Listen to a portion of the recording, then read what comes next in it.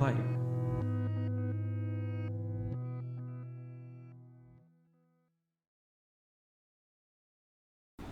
So I decided to make it on one canvas, but then if you do that, then you have the part that was the subject of the painting, the progression, and then there's all this other stuff. So that was another color, you know. It could be bare canvas or whatever, but I decided to make it a color, you know. And when I showed those first paintings in the first show, there were two paintings hanging next to each other. One was white, and it was painted high gloss acrylic lacquer. And I hung it next to a painting that was flat black primer. And so when you saw the two paintings together, one of them was absorbed light completely, and the other one reflected everything. So when I started doing this on one thing, I started putting both of those qualities into one painting, you know. So that was the first time you had the idea to combine two things at once in one painting, or at least have... Well, I did it because it requested not to make so many holes in the wall. And I see. But at the same time, you also saw the contrast of shiny and matte. Well, that's where it came from, yeah.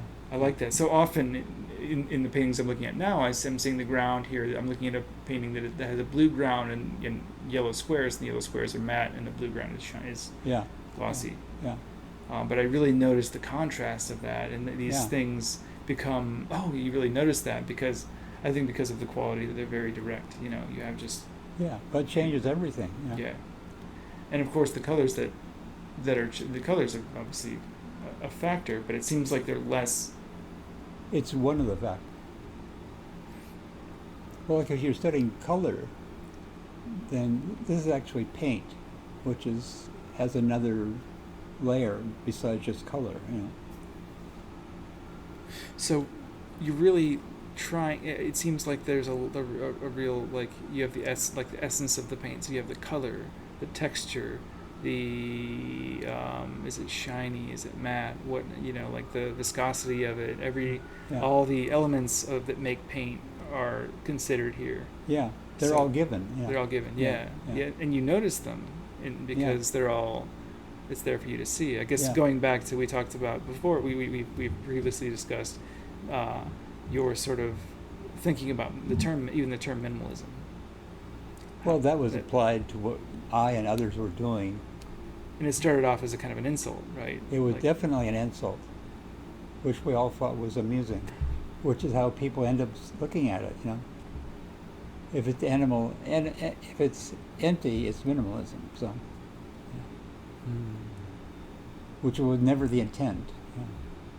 But it's more about noticing what is there, right? What is... Well, that's what you're left with. You know? That's what you're left with, and so what is there has to be very important. Yeah, of course. You know, because that's what's there. That's the idea. Yeah.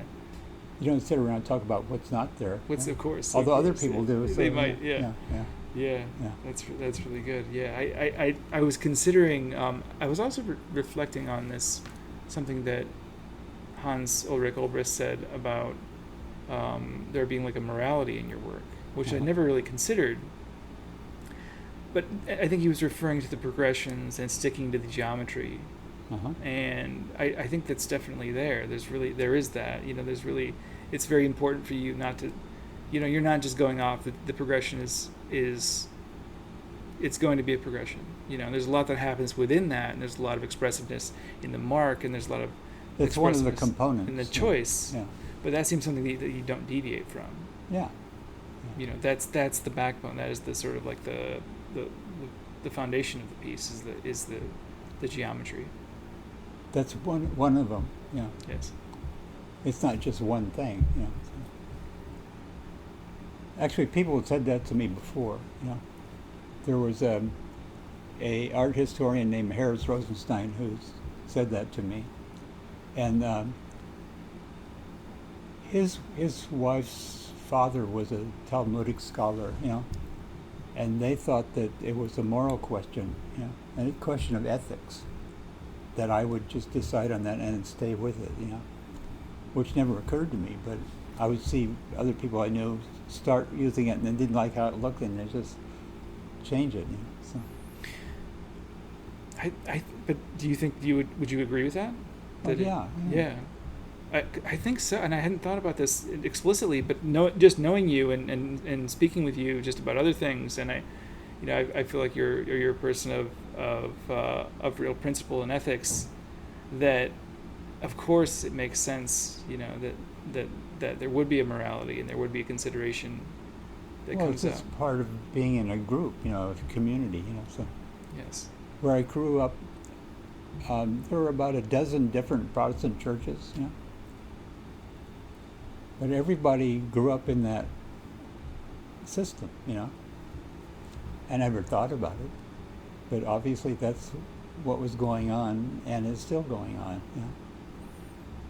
And everybody, all these little kids had a sense of right and wrong, There's a very important, the context seems to be very important. You're part of the community, cases. Yeah, you're not going off on, like the idea of an artist sits alone in their studio and makes it's just ridiculous. It's ridiculous. Yeah. So at the start, though, you came for the show at the Bykert, and I think early on you had a lot of success in your career working with Klaus Curtis at the Bykert. And he was doing all the work. Yeah. But that's amazing that you found somebody like that you were. Well, they found me, so. Yeah, so you were in your 20s still at that point. Yeah, I was 24 when I painted that first show. Yeah. It's amazing. So other artists, Bryce Martin, Carl Andre, David Novros, and there's a lot of people that are well known now. Lyndon Beglis that were showing at the Bykert around the same time, right? Linda was working there, actually. That's right. She was the receptionist, right? Yeah. So that's when you first met Linda. Yes. But it seems like there's a lot of a lot of cultural influence from that gallery, even now that extends to now. Well, people now say it was legendary. Yes. But if you're in the middle of it, What was it like at the time? Well, it's not. It wasn't legendary, But then if you're in the middle of something, you don't know what's going on outside of it. So, yeah, of course. And you don't care. So you can't see. You couldn't see. You don't know. You're in it. Yeah. You're in it. Yeah. But how did that develop? So you had the shows at the Bykert, and you continued to show there for a number of years. They were open for about 10 years. So you're showing there until through the 70s, into the 70s. Yeah. The last show I had there was in 75. I see. And after that, you were still showing in New York? I stopped showing for a while, but I was coming in and going out of New York. Like, Klaus sold a painting from my first show to the Museum of Modern Art, which gave me a lump of money. So I left, and I actually went around the world, Yeah. Where did you go? I went around the whole world. I went to Scotland, and then I went to through France, Italy, Greece, Turkey. Spent a month in Turkey. Then went to Iran, Afghanistan. Just kept going. And so, did those travels influence your work when you came back? Yeah. That's amazing. What a great opportunity that was. So then you came back to the city, and you had this studio at that point. No, I got that later. Yeah. I was on Broome Street when I came back, and an artist got a grant and bought the building and evicted me. Oh man. So that's how you got this place shortly after. Yeah. I see. That's amazing. Well, this place is you get a whole sense of the history of this place. You get everything about it, the books and the smell and just that there's really back to what we were talking about before we started today. We were briefly discussing this sort of new physics that sees time as objects as being very big in space. Big in time and not just space. Mm-hmm. So that everything we see is essentially vast in time. Mm-hmm. Because there's a whole history of countless histories embedded within these. I'm not going to get into that. I don't know the physics of it exactly, but it's called assembly theory, and I was fascinated by hearing this person, Sarah Walker, talk about her work and what that means, and I vaguely understand it, but I get a sense of the history being here and looking at your paintings and really feeling, just like the way that you look at an old oil painting and you get a sense of there's a richness over time. Yeah, if you do it right. Yeah, if you do it right. And looking at your work, some of the dot dash paintings, that some of them, I think they were in the first Karma show, right? Uh-huh. There was some, just the way that they sort of yellowed a little bit, and you can tell that they got richer over time. Yeah. And that's something yeah, special. Oil paint gets richer and acrylic doesn't. Yeah, good. Well, what, that we know. Perhaps in 4,000 years they might. We haven't had them that long, right? Everything will be gone by that. Now when people do an archaeological dig, they'll find one shard of a pot and turn that into a civilization, you know. Yes. And people think that won't happen to us, but it happened to everybody before. Of course. And things haven't changed, you know. Can't stop it. Yeah. Yeah. Yeah. Yeah. So do you think often about time? No. Speaking of time, I'm interested, and I think a lot of people are. You were sort of talking about how people want to know the dates on everything. Everybody does. It's been a source of. That's a conditioned question. Yes. Yeah. It's a product of. Yeah, I mean, it is. In the world, nothing's dated, you know, but in the art world, everything's dated. Which refers to sort of it being a product, right? Or that it fits historically into Historically somebody's idea of how things are supposed to be. You know? I mean, I sent a painting a long time ago to a show, and it wasn't dated, and it came back with a date on it. You know. Who put the date on it? Some museum somewhere, I guess. So I got the idea that they felt that I wasn't going to get away with not dating my work. Defacement. You know? Yeah. utter defacement of your work. Yeah. No, Yeah. They probably saw me as misbehaving. You know? Well, Yeah. I perhaps there's a quality, but I think you're making a point. You know, Yeah. and Yeah. it's not just that you resist, and I actually I can relate to that. I don't put dates on anything. I have a website that has work, and I don't put dates because I feel like that kind of changes the kind.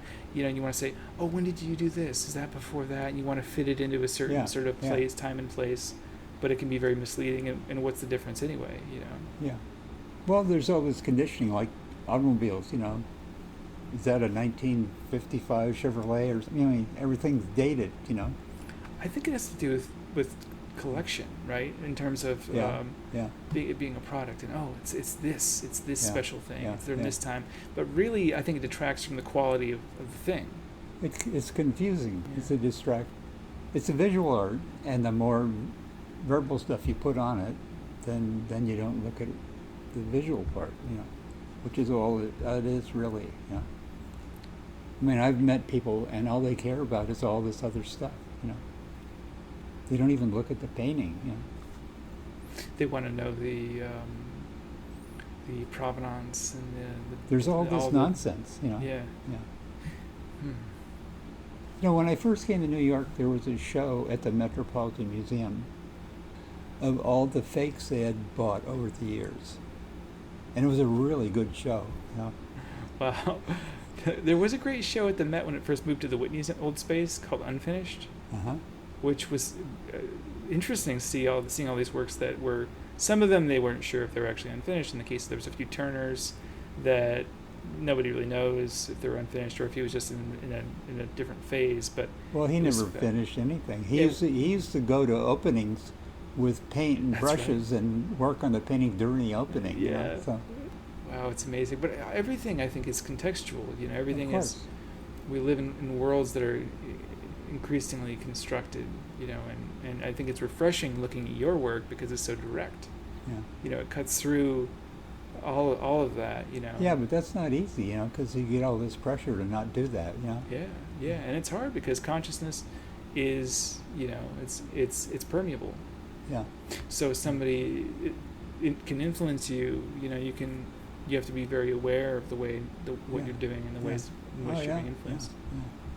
Yeah, it's complicated. It's hard. You know, there are pressures from the culture. Yeah.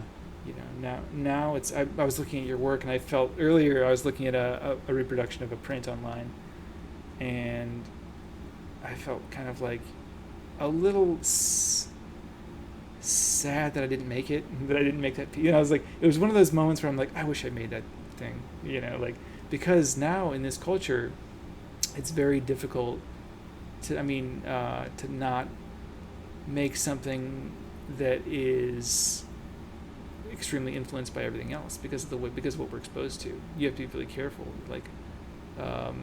Well, it used to be a plus, and then some people thought demanding individuality, which is foolishness actually, because humans aren't individuals, Mm-hmm. I mean, the earliest hominid evidence that we found they're always in groups, You don't have lone people wandering off alone, So, yeah. Yeah, And acknowledging that makes sense, So that you're an expression of the culture. That you're part of it. You're Yeah. part of the Yeah, culture. yeah, Yes. Yeah. And that's true. That would have been if you would have been isolated. I think there's a lot of anxiety and depression and other mental illnesses in the Well, at world that because of time, this. your survival depended upon your being part of a group. It still does. I think it still does. Yeah, Yeah. yeah. We're social. We're social animals. Yeah, yeah, Social primates, right? yeah. So we talked. I just want to briefly go back to the Bykert and take us up. So you were showing at the Bykert in the 60s and 70s and came back and traveled for a while and then came back to New York and Right. and you were having, I think, a lot of I became interested. I first encountered your work because I was freelancing for Karma Gallery, and they discovered you through someone that had also showed at the Bykert, right? They didn't show there, they worked there. The person that introduced you to Karma. I haven't had a conversation with this person, I don't know. So I was told that he installed one of my shows there. Interesting. But I think it was interesting to me, and for a lot of other people, it was really inspiring to see that, oh wow, there's this painter that, I mean, obviously you were known, you had these big shows back in the 60s and 70s, and you were an active part in forming how we see painting even now, and now up through now, but a lot of people were not aware of your work, and it was cool to see it. I was lucky because I got to see Right. everything. It makes me think of Charles Bukowski, who said, his new wife said to him, "If you're so famous, why does nobody know who you are?" I think everybody knows who Bukowski is, though, right? They do now, but not then. At this point. Yeah. But it was just really inspiring. It was inspiring because it's like, okay, you can, as a painter, at any point, you can not that that's the point, of course, but I think everybody wants to share and everybody wants to be a part of the larger conversation with the group, right? Since we are social primates, social animals. Some people do, But for one thing, that you're looking at your painting, this is really refreshing. I think I mentioned that one day I was freelancing. It was the hardest day. It was we went out to Philly to pick up all this work, and it was like a 12-hour day, and we come back, and we were putting this stuff in the warehouse for Karma, and I saw some of your paintings, and I was uplifted. I just felt good. They made me feel good. They gave me I just felt good, looking at them. And I think about that Klaus Oldenburg quote that he wants a kind of art that helps old ladies cross the street. Yeah, sure. It's like, that's a well, you're doing it for everybody, so. I've met people who say that, they think I'm holding back paintings or something like that, And I was brought to New York to show, There was no idea of me working in the studio and whatever. It was just that was why I was here, That was the deal, And John Chamberlain told me I should leave my paintings in my studio for 6 months to make sure that it was what I wanted to show before I showed it, And that never happened, As soon as I did it, they were shown. They were shown. Yeah. I think it's rare to have that. I didn't know that at the time. Yeah. Well, I'm glad for that because it led to us having this conversation. I'm sure, by putting the work out there, you're sharing it, and it becomes a part of the sort of the larger conversation and a part of the Well, there's that Shakespeare play, "All's Well That Ends Well." So. Yes, I get a sense you have a deep appreciation for. We talked about this briefly in the way that you use color straight out of the tube, and the way that everything is very direct. but you have a very. It seems like you. I interpret a deep appreciation for the thing, what is, just as it is. Yeah. So there's like a meditative quality to your work that I really respond to. It's like, it's not, it's just, it is exactly what it is. And I recall that situation where there was the fly in the painting.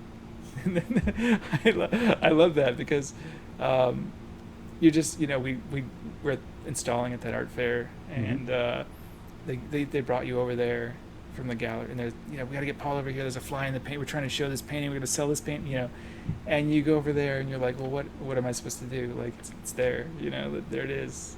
And to me, it's like that kind of sums it up. It's like, well, what are you going to do? It's there. It's a part of it. I thought it was more beautiful because it's a part of the work. It's like the history of it. Like, you think about, you're painting it on a hot summer night, you got the windows open, and it's, whatever, I don't know when it was, you're, and there's bugs getting summer in the city, Yeah, it's just what's happening. Yeah. You're not trying to make this polished thing. You're not trying to make something to sell it. Yeah. And I appreciate that. There's a realness. Yeah. Yeah. Some people, when they finish a work, they send it to a conservator to clean it up, to make it presentable, So, which to me is complete nonsense. They changed the whole thing. Yeah, right? yeah. You're actually seeing the work of the conservator, It changes the whole thing. Yeah. Yeah, you remove well, it you're from part its of the system, Yes. And the people who are looking at it, who want it to be really pristine, they're projecting their values onto it, which has nothing to do with it, And since these people or their representatives have the money, then it starts looking like that, But that's not what it is, It ends up being like that, I a friend who was working with a foundry, making things in bronze, and the foundry got a commission to, someone had bought an estate that had a Renoir bronze sculpture on it that was next to a swimming pool, and it had corroded over the years, and it had this beautiful patina, as they say, and the new owner had the sculpture sent to the foundry with the orders to get rid of all the patina and make it look like it looked on it was new, So he just erased like 100 years of history off of this thing. Destroyed the most beautiful quality. Yeah, I know. Yeah. That's a shame. I recall this Gerhard Richter painting documentary, which was it's just him painting. Uh-huh. It was quite good, quite slow and very, very thoughtful, just him painting. But he showed a picture of, I think it was an image of a Venus from ancient Greece, perhaps, or a sculpture that had been partially destroyed. Uh-huh. And he was talking about it, and that it was more beautiful because of this erosion. There really is something there that only happens through time. Well, like that sculpture, the Winged Victory of Samothrace, the arms have been broken off, It's transcendent. Yeah. But is it because of that destruction? I don't think it would be as beautiful if you saw it pristine in its first first iteration. It's a different piece. Yeah. But everything is changing every moment. Everything is. Oh, of course. We're faced with entropy in every aspect of our lives, and I think perhaps it's sort of in the same way that people try to make themselves look younger, they dye their hair. Some people do. Some people do. It's a rejection of entropy in certain ways. It's no, this has to look perfect. It's got to be beautiful. It has to be pristine. Well, they have this fixed idea of something which is, artificially constructed. Yes. So. It's coming back to your paintings, I think there really is no, there's none of that at all. I don't get a sense of any polished quality. They're beautiful, but in that same way that looking at that kind of a sculpt, like a kind of eroded sculpture is beautiful. It has this form, but there's a lot of expression happening in the material. A lot of mistakes. Yeah. Mistakes. Well, how do you think about mistakes? Is it possible? Can you make a mistake in a painting? Yes, it's possible. I just make them. I don't evaluate them. Yeah. That's another thing I'd like to ask you about is just your relationship to yourself in these. Well, I think about them a lot before I start. You know. And then I just make them, and then I don't really care how it turns out. You know. People say, "Well, you sit around and look at them." I said, "I don't look at them. I just walk by them because they're here. But I mean, I don't sit around and look at my paintings. You know." So it's really about the process. It's really about making them. It's about that. Not even the process. It's the idea before you start. You know. How might you arrive? What sort of ideas would you have before you started painting? There's no fixed thing. You know. Like people ask me, where did you get this? You know, because they think that if you just read one book or watch one movie, then you'll get it. You know, and I said it's not. It doesn't. Nothing comes from one thing. You know, it's from all over the place. You know, like people ask me, what book should I read? And I said, just read everything. You know. I think of Linus Pauling. You know, the chemist. You know, who in thousands of years of science, he was the first guy to show why atoms form molecules. Everybody knew it was happening, but nobody knew why. And he did it. He got a degree in chemistry from University of Oregon. And then he went to Germany and he studied quantum mechanics under von Heisenberg. You know, and he put those two things together to figure out why this was happening. You know. And he later said that all the scientists he knows only read things in their field, you know. So they never come up with anything, you know. And he went from one thing to something completely different, and so you have to look at everything, and that's where all the ideas come from, you know. There is a lot of freedom in these, in your work and in your life, and maybe you could talk about that. I guess in the way that there's like kind of a freedom in the structure of having the structure of these paintings, having the progressions, and having a very, like, when you have the plan, when it's fixed, then you don't deviate from it, and then you can deviate in other ways. Well, it depends on what you're doing before, you know, like at the beginning, you know, like people were taught to be free, you know. And that everything you did had an emotional component and all that stuff, you know, abstract expressionism or surrealism, all these things, you know. And to other people, that seems oppressive, you know. And so I used mathematics, which I knew something about, because I was sitting in a classroom for my whole life studying that, you know. And that was like free from the oppression of having to emote.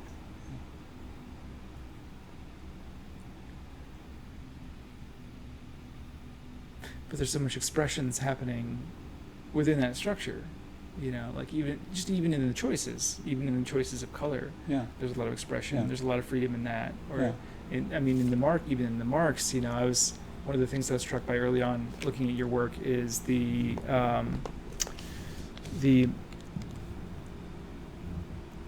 freedom of, you know, that you're just like, there's a sort of expressiveness in the way that you're handling paint. Mm-hmm. Which I'm looking at right now. I'm loving the sort of like it seems like if you didn't have the structure, if you didn't have the progressions, it'd be very difficult to feel like you could be free like that. Well, a long time ago, this idea was developed where the artist was supposed to think up things and then make a plan, and then another party would make it, you know.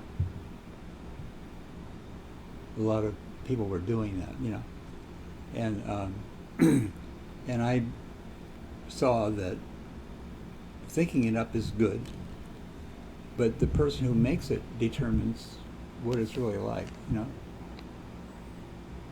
So if you send it to somebody else to do it, then you get what they were doing, you know, which may be fine, you know. But it's not what you wanted to do. It's not. It's divorced. No, just that there was a fallacy to this idea that was different or something. Like Tony Smith told me once that he did that sculpture, which was called die, D-I-E, you know, and it was a 6-foot steel cube.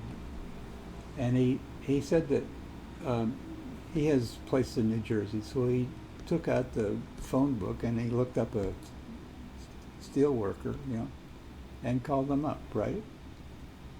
And had him make it, right? And the guy had inherited this business and was really excited to have this project, you know, because it wasn't just a production thing, you know. So he cut out the steel and then he welded reinforcing behind it and then put it together really carefully with beautiful arc welds on all the seams and everything. And Tony told me he thought that everybody did it like that, you know. And it turned out that this guy put everything he had into this to make it the way it was, you know. And so it was shown here, and then it was going to be, could be shown in LA. So Tony thought rather than shipping it out there, he would just call up somebody in LA and have them make it there, right? Which is what they did. And it went to a shop who didn't care.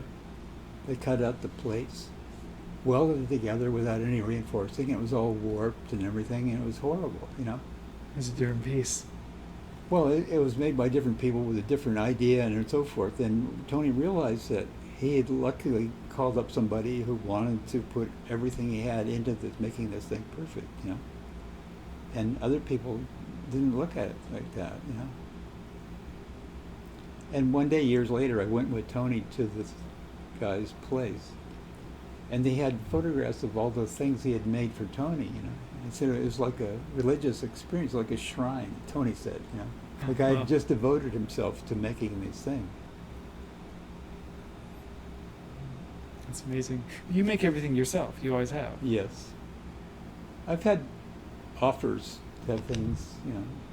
And like I said, you know, if you do that, then the person doing it is the one who's doing it, you know.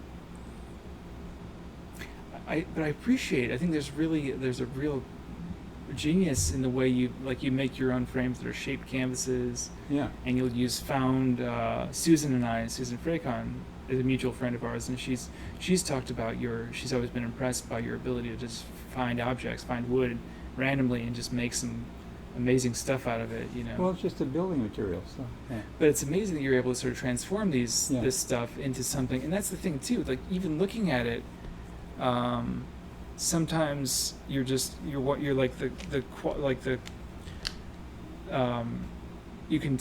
tell like that it's not really about having this polished product, but there's a real like you're finding a way to make something. You can see the way that you do it is really, and it's really impressive because it's like, oh yeah, that, you know, it's not about making this polished thing, this object. It's really I love the shape ones too, and I'm so lucky I got to see all the ones, you know, your whole body of work. We photographed everything. We got all the stuff from Jersey, right?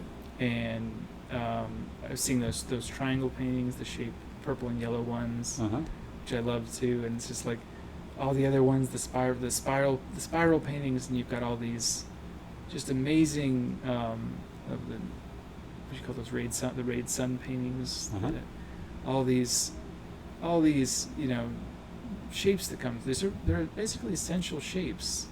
We've talked about how you can see them occur throughout history. Yeah. You know, you see them in Native American. Well, I see all that as one thing, you know, and other people see something distinctly different about each different thing, you know. Like I was doing spirals in the early 60s, you know, and to me a spiral is a geometric figure, you know. It's not a scribble, you know. The surrealists would make a scribble, but I didn't want to do that, so. And everyone I talked to about it expressed an antipathy, you know, because everybody knew was into rectangles, you know. The first thing I showed were rectangles, you know. People didn't sit down and tell me to do that, but they saw that was, you know. I like that there was antipathy because of the kind of shapes you were making. You know, like Yeah, yeah. I appreciate that, like that sort of the care or the like I feel like now that would be there wouldn't be that kind of an interest, I suppose, or they'd be like, oh, that's fine. There's less, there's more. What should I say? How can I say? More indifference, perhaps these days, or maybe we're just oversaturated with just stuff. There's just so much. Well, there's a out word there. used a lot now, multipolar. You know.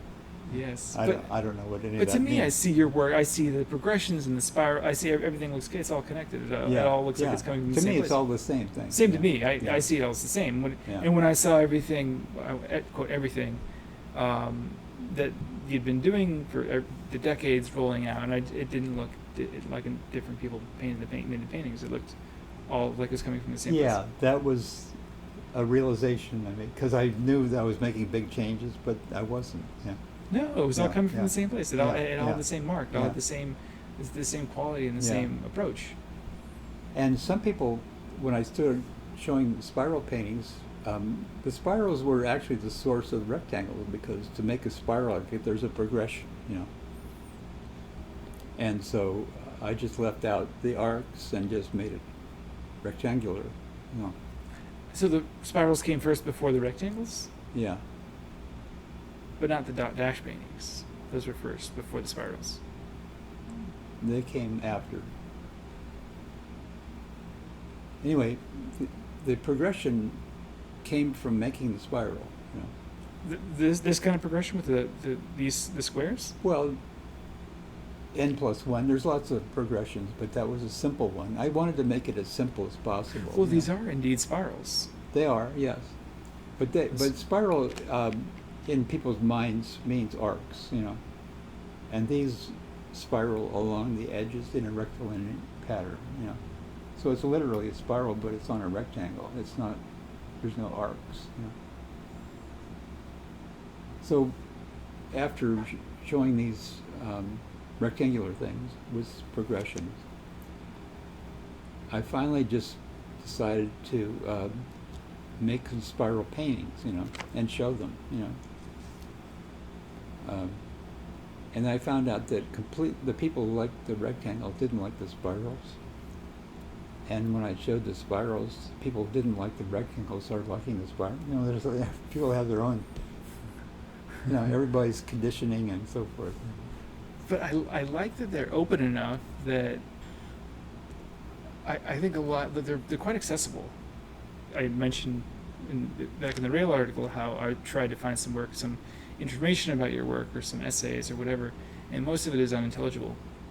I didn't understand, like, and that seems to be like completely missing the point. You know, you're going to write something about something which is inherently open, accessible, and direct, and you're going to confuse it. You know, so I like speaking with you because you're quite direct, and I like seeing your work because it's quite direct.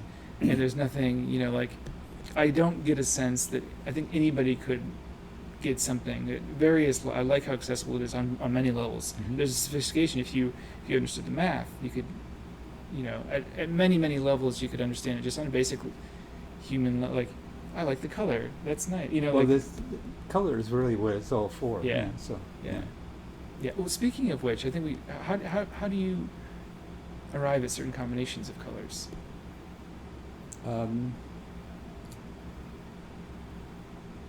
People talk about how they're random or something, you know, and it's not really, you know, because I try to keep it, like with the arithmetic, I try to keep the color simple, you know, and then just like with these are two colors, but it's not just two colors because the surface is different from one color to the other color, so there's all these layers. But each layer is simple, you know. And then when it all gets together, it starts to look really complicated, but none of it actually is, you know. And in terms of color, I always cared about what the color was. And like in art supply stores, there's a sign near all the paint that says, "Do not open the tubes," you know. And I've opened every tube of every color in every art store in New York and in Los Angeles and elsewhere, so. Because you can't really tell what it's like until you open up and look at it, Because they publish a color chart, which is the color chart. It has nothing to do with it's not the color, so. So you kind of know, you see the color, and if it's something that's compelling, it seems very intuitive. Yeah, but people who've been trained in color talk about, complementary and all this other stuff, and I never learned that stuff, It means something to somebody, but it doesn't mean anything to me, It's like a color in American Indian art and the arithmetic, like the Pomo Indians. I look at their baskets, and that was the only thing I saw when I was a little kid, Pomo baskets. Because there's a museum in LA, the Southwest Museum, that has a 200-year-old collection of American Indian artifacts, And we were never told this was art. But when you go to see it, the color's intense, and the geometry is very simple, but precise, And like, you'd see a basket which might have thousands of knots in it with these geometric patterns on it. And I never heard about a Pomo Indian geometry class, Like, where do these people learn this stuff, Well, they know it, obviously, and they teach it to each other, but it's not like Americans where you go in a classroom and you learn everything, So Just always passed from yes. one person to the other, so and the whole culture ends up understanding it, And it's complicated and it's precise, So that's the way that you approach color, in that same way. It's not arbitrary. I guess that's there's no randomness there. It's precise, but it's intuitive at the same time. Well, it depends on who's looking at it and deciding, Because there's always some theory, or people have a fixed idea of how things is, and they put everything into their fixed idea, which they learned, Now it makes me think of Mark Twain, He said nothing was more tedious than the German with a theory. I read a comment by a French poet once. He said that in a poem there might be 1 million decisions, But the decisions are about, the subject or the words you use and the meter and the punctuation and all that stuff, These all by themselves are pretty simple, but when you put them all together, it starts to get really complicated. And paintings are the same. I don't want to do complicated things, because to me it looks like Rococo, Keep it simple. But when you layer it, it starts to get complicated. But it's all based on really simple parts, So each element is quite simple unto itself, but then when you combine everything together and you layer everything, you have the sort of the progression, the structure of the painting, or the cut, and you have the marks, shiny, glossy. Then so all these things stack up, and then you have this rich sort of tapestry. It seems quite simple. That's the thing I've always loved, is the sort of I keep saying, by going back to this sort of directness in your work, but there's a real richness there too. Thanks. It's, there's a lot of opposition to that, I don't know how you could be. Like I said, I was looking at you and saw that print of yours, and I just thought, I wish I would have made that. And that's I rarely think that. I rarely think I wish I made that. And I'm just, because there's a simplicity, and I've had this experience thinking about your work at multiple ceremonies of plant medicine that I've done, which is quite useful in many ways. But I think I mentioned when I came back the last time I went, I had the term holy math in my mind, and I was thinking about your work, and then I thought, oh, that's sacred geometry. But then I also thought, wait, that's kind of redundant, because all geometry is sacred. Then even the word sacred is redundant, because everything is. So right. So you could really simplify everything. Which is hard. It's hard. Yes, simple does not mean easy, right? Well, because there's so much misdirection, to make things more and more complicated. And when you do that, sometimes you'll lose it. You lose sight of it. Well, you get buried in a complication. One thing that the guru of Ram Dass, Nareem Karoli Baba, would say is the highest compliment to somebody. Would say he's a simple man. It's his highest compliment. He's a simple man. Yeah. And we take it as an insult in the West, but it's really, if you're a simple person, that's a very difficult and beautiful thing, I think. Well, there's an English word, simpleton, Right. Which is a completely different thing, So, yeah. How do you think about the term spirituality, or just that in general? I hear it. I don't know. I think, like the Protestant ethic, which is pragmatic, but it's also spiritual, So everything's it's all part of the same thing, You can't divide it and say this is spiritual and this is not, Although people do, I think in the same way that I'm looking at, I see the way that you live and your work, and there's a simplicity and directness that seems like you don't compartmentalize, or it seems like you see everything as connected, the way that you live and that you're. Well, everything is simultaneous, whether you acknowledge it or not. It doesn't mean anything, Yeah, you mentioned about when you first started when you had kids early on, you had some artist friends that were sort of not dismissive, but they weren't interested. They might have had families as well, but they weren't interested in raising a family. Yeah, I don't know I didn't ask them, but I didn't know what their thinking was, but I know that they would criticize me for spending all my time with the kids, and I said, you spend all your time at the bar drinking, so and I get more work done than you do, so yes. How was that? How was having a family? How did that change your work? Well, I guess it does. I never wanted to have kids. When I was a kid. And then once it happens, then you're just part of this thing, which is, a given for everybody. Really. Part of the continuum. Yes. Life on Earth. Well, I really appreciate your talking today, and good. It was a pleasure to do it. No, thanks for coming. Is there anything you'd like to add? No. Okay, thank you. I said more than I wanted to. No, I appreciate your generosity. Thank you. Yeah.